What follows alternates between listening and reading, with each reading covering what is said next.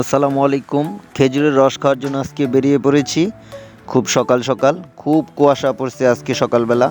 ওই যে দেখা যাচ্ছে একজন গাছি খেজুরের রস নিয়ে যাচ্ছে। আশা করি আমরাও খেজুরের রস ম্যানেজ করতে পারবো। অনেক গাছই আছে এখানে। এখন একজনকে ম্যানেজ করতে হবে খেজুরের রসের জন্য, দেখা যাক।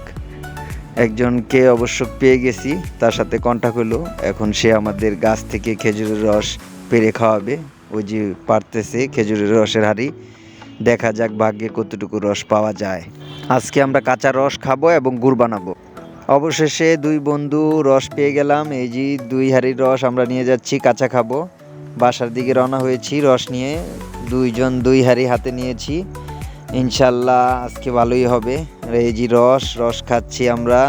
এখন চলে যাব আমাদের গুড়ের কাছে। আমরা নিজেরাই আজকে নিজেদের হাতে গুড় বানিয়ে খাবো। আর আমরা এখন আছি যশোরে। একদম অরিজিনাল পিওর খেজুরের গুড় খাবো। এটা একদম কোনো মিক্সার ছাড়া গুড়। দোয়া করবেন সবাই, সামনে আরও ভিডিও দেখতে পারবেন। আমাদের পাশেই থাকবেন, সাথেই থাকবেন। যারা এখনও চ্যানেলটি সাবস্ক্রাইব করেনি সাবস্ক্রাইব করে নেবেন। আর লাইক কমেন্ট শেয়ার করতে ভুলবেন না। আল্লাহ হাফেজ, সবাই ভালো থাকবেন।